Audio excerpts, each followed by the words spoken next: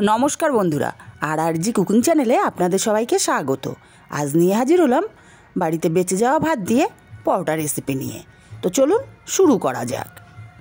आमी एखाने एक बाटी भात निये नियेछि आर एगुलो आमार दुपुरेर भात। एई भातटा आमी पेस्ट करे नेब। आमार मिक्सचार जारटा छोटो ताई आमी अल्प अल्प करे देब और आमी भातगुलो दुबारे पेस्ट करे नेब। और हाँ, आपनारा चाइले 1 থেকে 2 চা চামच जल दिते पारेन पेस्ट करार समय। आमी भातटा पेस्ट करे नियेछि, ढेले नेब और एकई भावे आमी सब भातगुलो पेस्ट करे नियेछि। एखन एखाने दिये देब स्वाद मतो लवण और दिये देब 1 চামচ परिमाणे सादा तेल।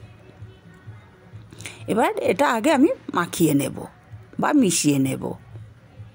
भातटा जेहेतु एकटु आठा आठा हय ताते कोनो असुविधा नेই। এখন আমি এখানে এক বাটি আটা নিয়েছি, অল্প অল্প করে আটা দেব আর মাখিয়ে নেব। আর এই ডোটা কিন্তু একটু নরম হবে।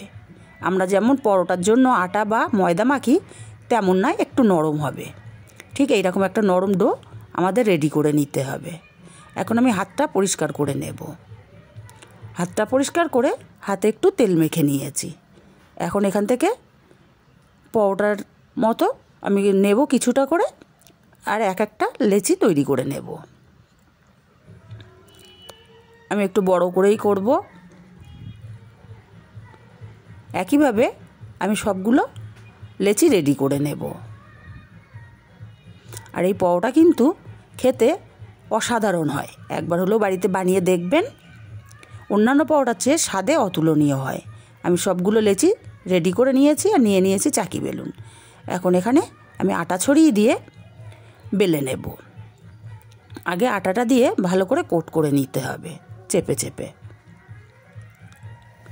তারপরে হালকা হাতে এটা বেলতে হবে, খুব বেশি চেপে বেলা যাবে না।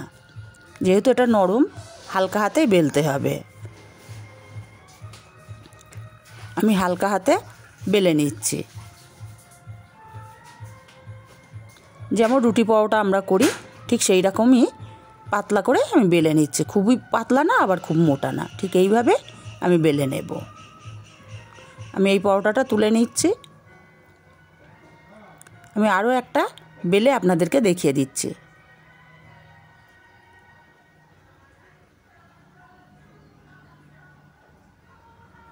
আর এই পরোটাটা খেতে কিন্তু তরকারিরও দরকার পড়ে না, এতটাই স্বাদ হয়। ভাজতে ভাজতেই কিন্তু খাওয়া শেষ হয়ে যায়। আমি আরও একটা বেলে নিয়েছি।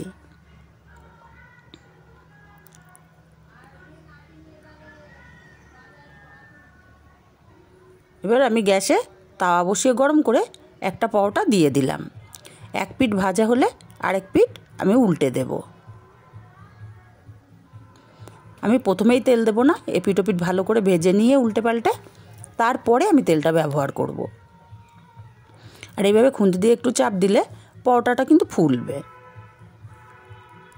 কিন্তু খুব ফুলবে না। আমরা যেমন রুটি করি আটার রুটি বা গমের রুটি তেমন ফুলবে না, কিন্তু ফুলবে। এভাবে চেপে চেপে একটু ভেজে নিতে হবে, তাহলে সাইডগুলো কাঁচা থাকবে না।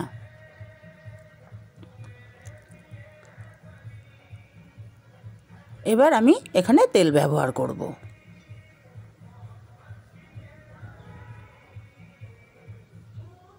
এক পিঠে তেল দিয়ে আবার উল্টে দিচ্ছি, দিয়ে আরেক পিঠেও আমি তেল দিয়ে দেব। আর এইভাবে আমি সব পরোটাগুলো ভেজে নেব। সুন্দর কালার চলে এসছে, দেখুন কত সুন্দর লাগছে দেখতে। কাউকে না বললে কেউ বিশ্বাসই করবে না যে এটা ভাত দিয়ে বানানো পরোটা। আর একইভাবে আমি সব পরোটাগুলো রেডি করে নেব। আর তৈরি হয়ে গেল আমার দুপুরের বেঁচে যাওয়া ভাত দিয়ে দারুণ স্বাদের পরোটা। এইভাবে পরোটা বানিয়ে দেখবেন। যদি বাড়িতে বানান কেমন লাগলো কমেন্ট করে জানাতে ভুলবেন না। আর আমার রেসিপিগুলো যদি ভালো লাগে অবশ্যই আমার চ্যানেলটি সাবস্ক্রাইব করে আমার পাশে থাকবেন, আমাকে সাপোর্ট করবেন। আর আমার ভিডিওগুলো আত্মীয় স্বজন বন্ধু বান্ধবদের কাছে শেয়ার করতে ভুলবেন না।